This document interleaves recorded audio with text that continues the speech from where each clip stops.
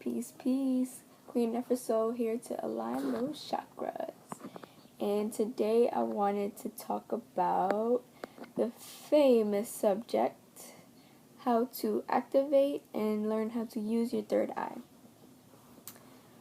I'm going to keep it simple because I feel like people make or assume that this progress is too complicated or that they just don't have certain abilities, but the simple and only way that would be the easiest, at least from my opinion, because this is how I learned. Go to nature. That is the best way to learn how to activate and use it. For example, once I started seeing colors in my meditation and I started seeing the colors move and go in and out, I started trying to focus on it. But at the time, I was reading the Celestine Prophecy and they just happened to speak on these things. So I took it upon myself to go into the park and, well, first I put a certain stone to charge in the sunlight and moonlight for a day, and then the next day I went to the park and I put the stone down in the ground and I asked nature in exchange for the energy that I brought to it that it teach me how to use and see through my third eye. Literally, I spent like maybe 30 minutes to an hour in the park.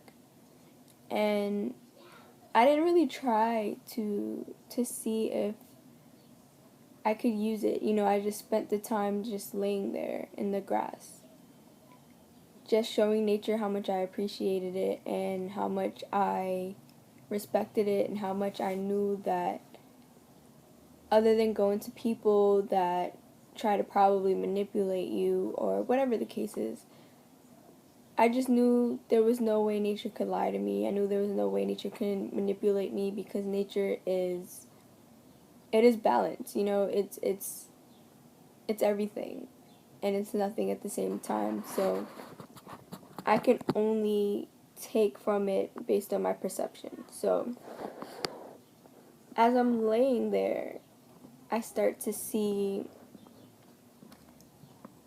well, first, there was a certain tree that I love, that I always go by, and the tree kind of droops over onto the grass, so, like, you can literally, like, walk in between the branches.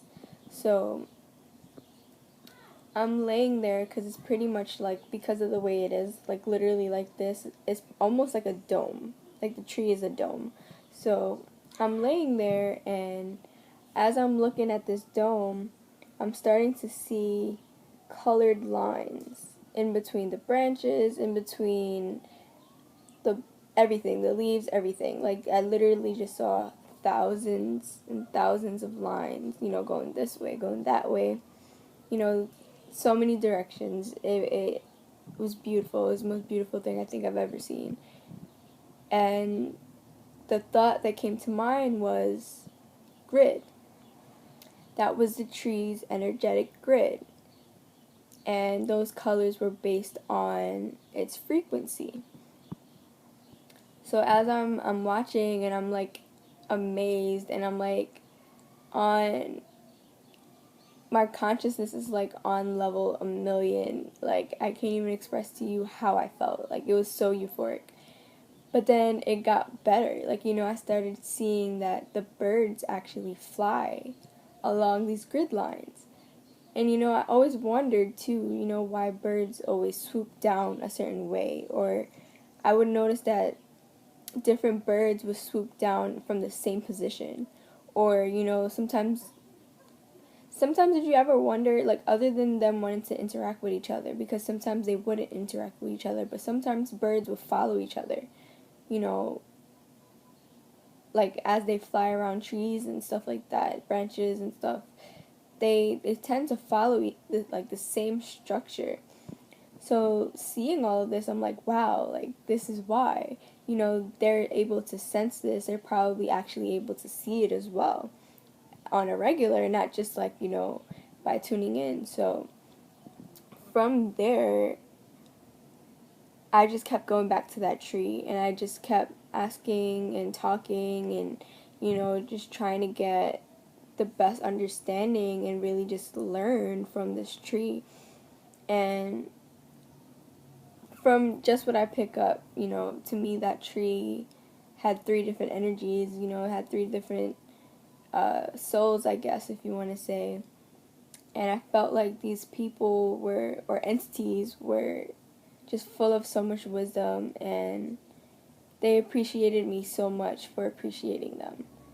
And because of that, they were so open to working with me. But moving forward, we tend to think that we have to go to other people all the time to figure these things out.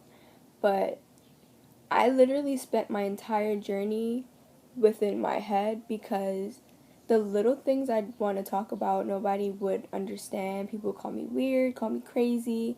So I didn't exactly internalize about it, but I just recognized that this was just a area in life that I just had to go through alone. So I spent a lot of time talking with myself. I spent a lot of time trying to analyze and observe and think about things and really try to understand things, because I understood that I understood things deeper than the average person. I saw things people didn't see. I understand things people didn't see. I observed in ways that a lot of people don't see. So, I just spent a lot of time with myself. And before I really understood it, and really, before I even knew that I was a channel, I was having conversations with other beings, and I never really put 2 and 2 together until I really learned about spirit guides and learned about the clear senses. And then I started flashing back to like different times in my life where I actually remember hearing voices in my head, whether it be someone trying to tell me not to do something. But then I always had to learn the hard way, because sometimes I wouldn't listen because I didn't know what I was hearing. So I would have the negative thing happen. But that was my way of coming into this. That was my way of understanding that there was consciousnesses outside of my own that was speaking to me. Now, don't get me wrong, we all have these abilities, we all have these senses, but our senses vary based on each individual. For me, I am able to feel and experience all clear senses. Sometimes they're all heightened at the same time. Sometimes, it's 3 out of 4. Not 3 out of 4, because I think it's like 6 senses. Yeah, 3 out of 6, or like 2 out of 6. Sometimes just 1. Sometimes it's 5. Sometimes it's all. It varies on where I am in my life at that point in time. But yeah, nature is really the most organic place that you can learn how to use and understand your psychic abilities and your intuition, because nature doesn't have the intention to manipulate you. Nature doesn't have the intention to be maleficent. So it's literally, well, let me correct this too. That doesn't mean that any spirits that you do come across while in nature is of good nature. So, you definitely have to use and learn your intuition. But of course, that comes with trial and tribulation. Until we start clearing our chakras and until we start clearing our emotional body and our mental state, we can get false information, we can get misled, we can get wrong impulses, but nothing's ever really wrong. We have to go through these experiences to learn and understand our abilities. But yeah, nature is really where it is. And that's the best place, especially to learn how to see auras, how to see energy, learning how to tune in and out of your psychic abilities, because you can start connecting to the animals, you can start connecting to the plants, you can start connecting to the trees. these beings have information for you. They've been here longer than a lot of people on this earth, so we have to go to them. It's important that we go to the one thing that is grounded in its own consciousness, and that it understands duality, it understands balance, it understands law, and it understands cause and effect, and it understands law of attraction. It understands so many things that we are not yet able to understand immediately, or just in general. You know, we all have to go through our own things, and we have to learn for ourselves. But that's the key, to learn for yourself. And nature is the best place to go to learn how to activate these things, to learn how to understand your abilities. You know, I spent a lot of time learning how to channel and learning how to communicate with spirits, being in nature, because it was a lot easier to come across a positive entity, a positive energy, a positive spirit, because it was so much high frequency, so much, you know, so much love in nature, so much organic energy in nature. But yeah, you know, I really feel like nature is the best teacher, and the best thing you can ever do for yourself is learn from yourself. You know, it is okay if you're lost and, you know, you feel guided to go to someone. Don't just go to someone because they're talking about the things you have questions about. Because we have to start making decisions based on how we feel. We have to start believing in information based on what we feel feels right for us. Just because someone else has proof, just because someone else is, you know, dedicating their lives to something, doesn't mean that their answers and their consciousness, their awareness works for you. But yeah, nature's where you need to go. We need to start getting back to nature.